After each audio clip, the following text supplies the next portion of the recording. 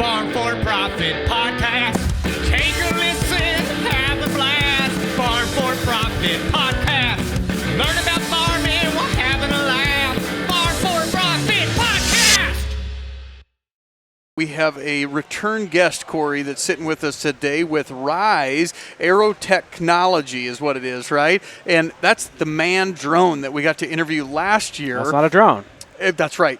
You're right. It's a manned aerial vehicle. That's right. We're going to get deeper into it. So we got Mick with us. And Mick, tell me your title at Ryse again. I'm the CEO and founder of Ryse Aerotechnologies. We got the man. And he was here almost 1 year ago in the same booth.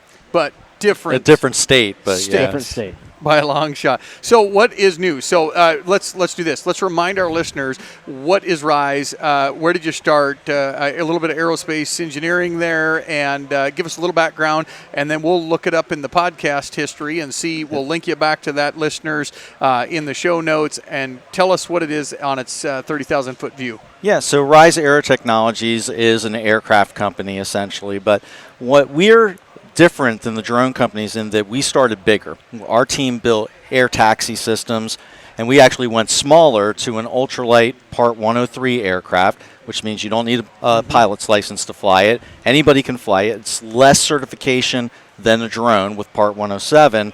Single occupant, 63 miles an hour, 250-pound payload, and it can be more than that, but that's what we spec it at. Yeah. And then you got 25 minutes of flying time with it. It can take off and land on water or on land. That's right. And, it's a heck of a lot of fun to use. We actually just had it on a lake last week. I was flying it pretty fast down a lake all last weekend. So it sounds like a lot of the same stats that you gave us last year. Is there anything new on this year's model? Yeah, so one of the big things is we've added in a remote kit. So when you say, well, it's not a drone, it now actually can be changed and used as a drone. You have to get a certificate of authorization from the FAA, just like you would a big sprayer, because essentially that's what we're turning it into. So we can make it a big sprayer for you, put a boom with precision nozzles on it, and you can use it to fly remote. Really? So you could get the program and you're not actually even flying. You just tell it, I want to spray this field at this gallons, and it just goes up and does it. Yep. And would that be the biggest capacity sprayer drone that? So you're replacing 250 pounds a person with 250 pounds of chemical. Yeah. So, a little more than 25 gallons. You can get closer to 30 gallons of spray in it.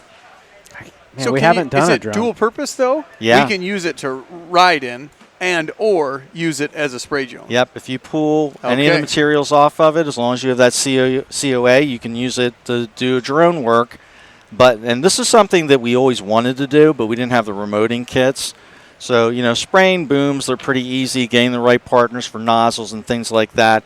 We're still doing some of that, but that's the game plan for that. Yeah. So if I remember back to last time we interviewed you, about $100,000 to buy them, and maybe last January they were available. Have you? $150,000, Okay. and in January we started the system up, and we have 260 recons that are being built. Awesome. Where are they being built? Cincinnati, Ohio. Why there? That's where we're located. That's just okay. Yeah, I just didn't where know we're if there at. was some, specific reason. That's the flying drone of the world. So when will they hit the shelves, if you will? So we're priming the line right now, which is really just getting all the supply chains done. So the supply chains are actually done, but actually priming supply in. And the build starts in October, and we'll be delivering in the end of first quarter of this year. We just didn't quite get the funding that we wanted in the timely manner we wanted, so we had to extend our funding round. We're actually doing a Reg CF round right now, and we're taking in the funding to be able to prime that line and get it running. I know the FAA lifted some restrictions for spray drones, I think maybe it was on pounds. Because now it used to be a certain amount of pounds. Now you can go double it. Yeah. Has that affected you guys at all? Or It doesn't affect us because you're going to still need for our vehicle. You're going to still need a certificate of authorization. So they did increase it, and I know that DJI is coming out with a bigger drone pretty soon. It won't be as big, obviously, as what ours is. So for ours, you still need to get that certificate of authorization. It takes about 6 months to get one, which a lot of farmers already have who are spraying. Yep. So it's not an unusual reach for them to be able to do it. The vehicle has geofencing built into it. Even if you fly it, if I took you guys to fly it, we would geofence you so you couldn't go taking off 10 miles away or go 100 feet in the air. We geofence you in. So all that technology is utilized as part of the program for the remoting. I saw. You could have used it this morning Just in traffic. Yeah, you're right. We talked about it this morning in traffic, actually. We're just sitting there like, what if we just had that Ryse vehicle that we could just take up and go right over the top of all these people? One of our first customers actually is a guy who's not a farmer, but he lives on a point on a lake. And his office is exactly 1 mile across the lake. But he used to drive 28 minutes around the lake every day. So he bought it in order to be able to drive it or fly it, across the lake. Save a half an hour every day. Yeah. Time's money. Yeah. Yeah. I get that. So what, well, now we just talked with a gentleman yesterday, Corey, about spraying his beans with a drone and how much more effective it was than using an airplane. He was desiccating his soybeans. Yeah. Yep. And he was investing in a system. He was looking at a new system. So if you guys have dual purpose, where I don't know that there's any drone/vehicle that would be dual purpose, I kind of like that thought process that might set you guys apart as a value add, something you could ride. He was saying that it would lift his kid up, like they've tried it, but yeah. Yep. I wouldn't recommend that on a drone. One of the interesting things about drones is they're designed with very little redundancy because you're generally not carrying human life. Yep. Whereas ours is designed with the human life in mind first. It's the primary respect of what we've built. So we have 3 layers of communication, redundancy at every terminal, every prop, every battery. It all is designed for significant redundancy. If you lose a motor and you're flying, it's going to still let you fly. It's going to land you safely. If you lose 2, and you're going lightning fast, it's still going to get you safely to the ground. And that's kind of the design. That's why the cost is so much higher than, your typical drone, because we've built it really to carry life. Yes. Right. And so there's the complexity in the technology and the cost just of the technology to do it. So last year at Farm Progress, you guys flew it, and I knew you guys were up in Des Moines for the Landis event, and you flew it there. We did. You're not flying it this year. What's going on? We didn't bring a second one this year because we had a problem with a part on one of them, and it was going to take 2 days to get the part done, and it wouldn't have been reasonable to bring it because we have another show we're going to next week. What's next week? It's a military show. Oh, so this is could be a military application as well? Yeah. Are they green? Obviously. What's that? Are they green for the we, military? Yeah. We actually have green version. What kind of weapon systems we got? Green and camouflage. Look at that, Dave. Yeah, but they have lots of drones that don't include life for a reason. Right. So then there's just Overwatch. I know we talked about hunting coyotes on it last time. Yeah, we did. Well, one of the big uses from a military perspective, case studies, is the ability to be able to use it as a drone to go and find somebody who's identified as, hey, I'm down. Put them in there and let them fly back. Get them into and get them to fly back. Yep. So do you think that's going to be a bigger application than ag, or what? No, I don't know if I think that. I think ag is ag is huge. I sit here and, I'm an aviation guy. I'm not an ag guy. And I just went around with a guy who's helping us consulting. And my mind's blown, the difference between cover crop and row crop. And, it's spinning in circles and specialty crop. And being in California is so different than being in Illinois, from being in Iowa, from being in Georgia. Right. Yep. And it just, there's so many things to think about. We had somebody come in and talk about being able to mount a gun on it to be able to take down feral pigs down in Texas. Yep. And so, these are all applications that are viable, right? So we're just providing the mechanism, and it's going to be up to other people to figure out what they want to do with it, other than take it fishing, So technology gets cheaper over time. You're in its newest stages. You used to have to spend $3,500 for a 50-inch plasma TV. Mm-hmm. Do you think after this gets up and ground-proofed and there's hundreds of thousands of them out there, where do you think the cost is? Because a lot of people can't afford $150,000. Right. Yeah, it's going to be difficult. The price of a 640 John Deere right there doesn't really come down very much. Right. It's the same thing. Aviation, aircraft prices don't come down. If you need to get it secondhand, you can get it secondhand at some point in time. That's where a lot of entry into the secondary market occurs, I think. So I think that's going to probably be part of the entry point. We just can't drop the price. It's just not economical for us. It's not a business if you do. Right. Got it. Late model. There'll be auctions for Yeah. I I think it'll happen is, we're working on new designs and new versions of it, and people want to upgrade. And when they want to upgrade, that's what's going to happen with it. They want to get some return off that investment into something new. What do you think the lifespan of something like that is? I know batteries only have so long, and electric motors and all that. Well, so electric motors have incredibly long lifespan. Yep. Batteries are your shortest lifespan. Battery replacement's about $15,000, and because of the removable rechargeable on our product, it makes it easy. Same thing with your drones, right? You just get new ones. But I think the big thing for us, with the durability is we moved away last year when we talked. We had an aluminum frame, 6061 aerospace aluminum frame.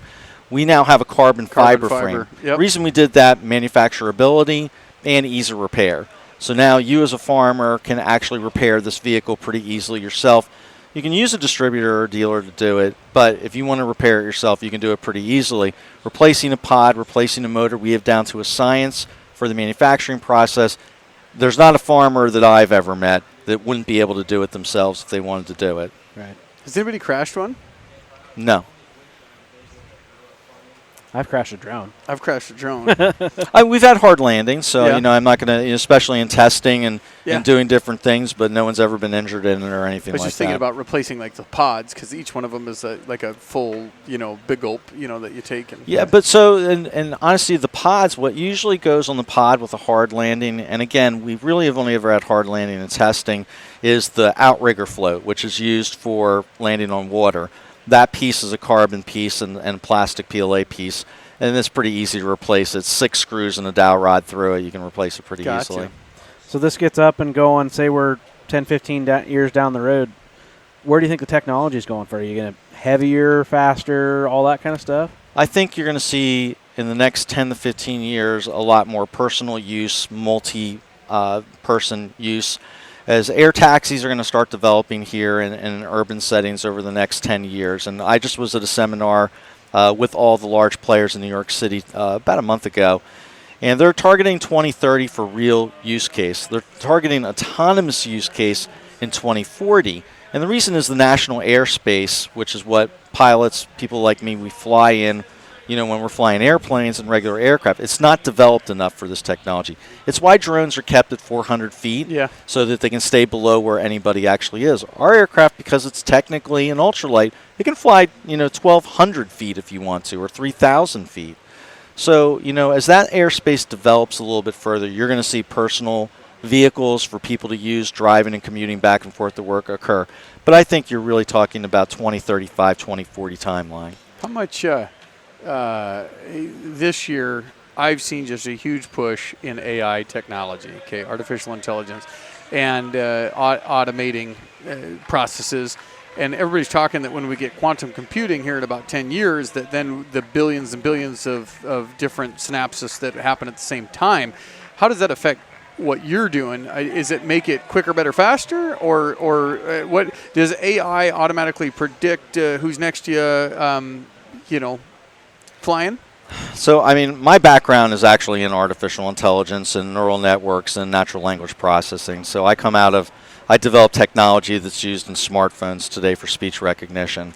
And I can tell you AI is a loaded term. Okay. It really is, because it means a lot of things and it means a lot of nothing.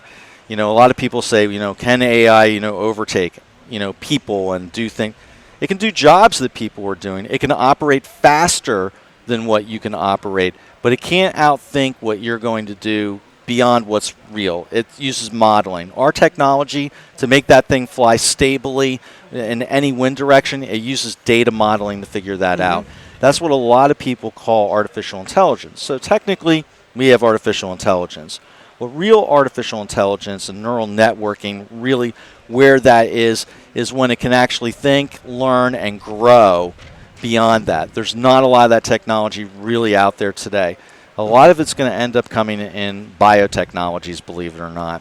So, to say that you're going to have airspace flying and things are going to be keeping from bumping in predictively, it's hard to tell. Think about it. And the autonomous car world, we talk a lot about, cars with autopilot and things like that. The reality is, until every car is operating with that same mechanism, with that same logic, that's not going to work, Because are you going left? Are you going right with the car in front of you? Are you slowing down? What happens if a third car enters in? If they're not all using the same technology, it doesn't work. So it's not as predictive as people actually want to believe it's going to be. Okay. Well, I don't know if I told you this. I was in Kentucky last week, and my rideshare driver had a Tesla, and I had never ridden in a Tesla before. But we're in there, and there's alarms going off. Man, there's this to the left, and I'm looking at the big screen in the center front and kind of enamored by it. And it's showing, like, where the vehicles are, grayed out vehicles as they're moving, like a camera has it. And I thought, well, this is kind of neat. This, isn't going to avoid any accidents. And then what do? We turned the curb. Well, it missed the curb, and he took that thing over the curb. I think he bent his rim on the car. Boy. And he just sits it, and he's like, oh, sorry. We bumped up over the curb. Yep. He scraped right into the side of it, and I'm thinking, wait a minute, isn't this supposed to be the smartest car? And we just totally curb checked the curb, right. and probably bent his rim on it. And monitoring is a lot different than avoidance. Gotcha. And that's something to think about in any technology, including these beautiful tractors here. Yep. So we're farm for profit, and obviously we're talking about some really cool technology. Do you guys have like a use case in ag that's actually going to pay $150,000 back?